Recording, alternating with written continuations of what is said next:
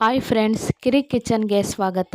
ಇವತ್ತಿನ ರೆಸಿಪಿ ಬಂದು ಒಂದು ತರಕಾರಿಯಲ್ಲಿ ಅಂದರೆ ಸಿಹಿ ಗುಂಬಳಕಾಯಿಯಲ್ಲಿ ಐಸ್ ಕ್ರೀಮ್ ಮಾಡೋಣ ಬನ್ನಿ. ಸಿಂಪಲ್ ಆ್ಯಂಡ್ ಈಸಿಯಾಗಿ ಟೇಸ್ಟಿಯಾಗಿರುತ್ತೆ. ಮನೆಯಲ್ಲೇ ಆರಾಮ್ಸೆ ಮಾಡ್ಕೋಬೋದು. ಅದಕ್ಕೆ ಬೇಕಾಗಿರುವ ಇಂಗ್ರೀಡಿಯೆಂಟ್ಸ್ ನೋಡ್ಕೊಂಡು ಬರೋಣ ಬನ್ನಿ.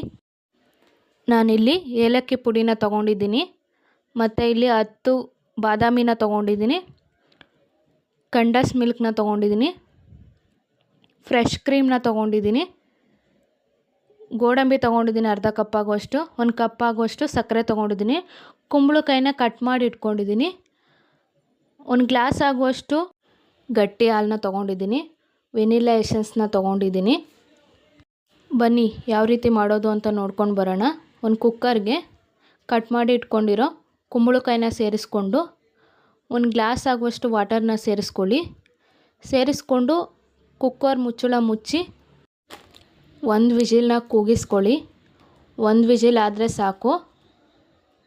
ವಿಜಿಲ್ ಆಗಿದೆ. ಇವಾಗ ವಿಜಿಲ್ ಹೋದ ನಂತರ ನಾನಿಲ್ಲಿ ಕುಕ್ಕರ್ ಮುಚ್ಚಳನ ಓಪನ್ ಮಾಡ್ತಾಯಿದ್ದೀನಿ.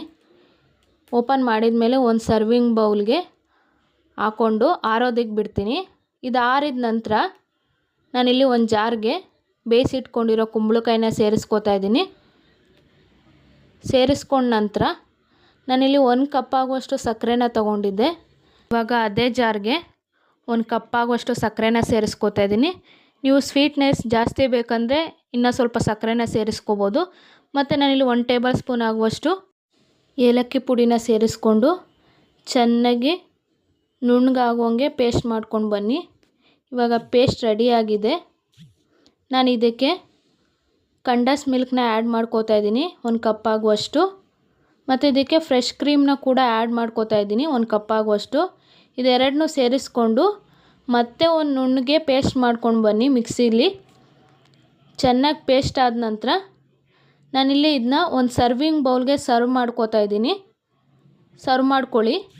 ಸರ್ವ್ ಮಾಡ್ಕೊಂಡ ನಂತರ ಅದೇ ಜಾರ್ಗೆ ನಾವು ತೊಗೊಂಡಿರೋ ಬಾದಾಮಿ ಮತ್ತು ಗೋಡಂಬಿನ ಸೇರಿಸ್ಕೊಂಡು ನಾನಿಲ್ಲಿ ಗಟ್ಟಿ ಹಾಲನ್ನ ಸೇರಿಸ್ಕೊತಾ ಇದ್ದೀನಿ 1 ಗ್ಲಾಸ್ ಆಗುವಷ್ಟು. ಸೇರಿಸ್ಕೊಂಡು ಚೆನ್ನಾಗಿ ಒಂದು ನುಣ್ಣಗೆ ಪೇಸ್ಟ್ ಮಾಡ್ಕೊಂಡು ಬನ್ನಿ. ಪೇಸ್ಟ್ ರೆಡಿಯಾಗಿದೆ. ನಾನು ಇದಕ್ಕೆ ವೆನಿಲಾ ಎಸೆನ್ಸ್ನ ಸೇರಿಸ್ಕೊತಾ ಇದ್ದೀನಿ. ಸೇರಿಸ್ಕೊಂಡು ನುಣ್ಣಗೆ ಪೇಸ್ಟ್ ಮಾಡಿಕೊಂಡು ನಾವು ಈಗಾಗಲೇ ಬೌಲ್ಗೆ ಸರ್ವ್ ಮಾಡ್ಕೊಂಡಿದ್ವಲ್ಲ ಆ ಬೌಲ್ಗೆ ಇದನ್ನೂ ಕೂಡ ಸೇರಿಸ್ಕೊಂಡು ಚೆನ್ನಾಗಿ ಒಂದು ಮಿಕ್ಸ್ ಕೊಡಿ. ಚೆನ್ನಾಗಿ ಮಿಕ್ಸ್ ಆಗಲಿ. ಮಿಕ್ಸ್ ಆದ ನಂತರ ಎರಡೂ ಬ್ಯಾಟರ್ ಒಂದೇ ಥರ ಮಿಕ್ಸ್ ಮಾಡಿಕೊಂಡ್ರೆ ಐಸ್ ಕ್ರೀಮ್ ಬ್ಯಾಟರ್ ರೆಡಿಯಾಗಿದೆ. ನಾನಿಲ್ಲಿ ಒಂದು 5-6 ಗೋಡಂಬಿನ ಪುಡಿ ಮಾಡಿ ಇಟ್ಕೊಂಡಿದ್ದೆ. ಗೋಡಂಬಿನ ಸೇರಿಸ್ಕೋತಾ ಇದ್ದೀನಿ. ಗೋಡಂಬಿ ಆಪ್ಷನಲ್ ಇದ್ದರೆ ಮಾತ್ರ ಸೇರಿಸ್ಕೊಳ್ಳಿ, ಇಲ್ಲಾಂದರೆ ಸ್ಕಿಪ್ ಮಾಡ್ಬೋದು. ಮತ್ತು ನಾನಿಲ್ಲಿ ಸಿಲ್ವರ್ ಕವರ್ ಪೇಪರ್ನ ಯೂಸ್ ಮಾಡ್ತಾಯಿದ್ದೀನಿ ಕ್ಲೋಸ್ ಮಾಡೋಕ್ಕೆ. ಫುಲ್ ಟೈಟಾಗಿ ಕ್ಲೋಸ್ ಮಾಡ್ಕೊಳ್ಳಿ. ಕ್ಲೋಸ್ ಮಾಡ್ಕೊಂಡಾದ್ಮೇಲೆ ಒಂದು ರಾತ್ರಿ ಫುಲ್ಲು ಫ್ರಿಜ್ಜಲ್ಲಿ ಇಡಿ. ನಾನು ನೆಕ್ಸ್ಟ್ ಡೇ ಓಪನ್ ಮಾಡ್ತಾಯಿದ್ದೀನಿ. ಐಸ್ ಕ್ರೀಮ್ ರೆಡಿಯಾಗಿದೆ. ಸಿಂಪಲ್ ಆ್ಯಂಡ್ ಈಸಿಯಾಗಿ ಟೇಸ್ಟಿಯಾಗಿ ಮಾಡ್ಕೋಬೋದು. ನೋಡ್ತಾ ಇರ್ಬೋದು ನಿಮಗೇನೆ ಯಾವ ರೀತಿ ಕಾಣಿಸ್ತಿದೆ ಅಂತ. ನೀವು ಕೂಡ ಒಂದು ಸಲ ಮನೆಯಲ್ಲಿ ಟ್ರೈ ಮಾಡಿ ಹೇಗಿತ್ತು ಅಂತ ಕಮೆಂಟ್ ಮಾಡಿ. ಸಿಂಪಲ್ ಆ್ಯಂಡ್ ಈಸಿಯಾದ ಸಿಹಿ ಗುಂಬಳಕಾಯಿ ಐಸ್ ಕ್ರೀಮ್ ಸವಿಯಲು ರೆಡಿ. ನಿಮ್ಗೆ ಈ ವಿಡಿಯೋ ಇಷ್ಟ ಆಗಿದರೆ ಲೈಕ್ ಮಾಡಿ, ಶೇರ್ ಮಾಡಿ, ಕಮೆಂಟ್ ಮಾಡಿ, ಸಬ್ಸ್ಕ್ರೈಬ್ ಮಾಡ್ಕೊಳ್ಳಿ. ಪಕ್ಕದಲ್ಲಿರೋ ಬೆಲ್ ಐಕಾನನ್ನು ಕ್ಲಿಕ್ ಮಾಡಿ. ವಿಡಿಯೋನ ಕೊನೆ ತನಕ ಸ್ಕಿಪ್ ಮಾಡದೆ ನೋಡಿ. Thanks for watching. Thank you.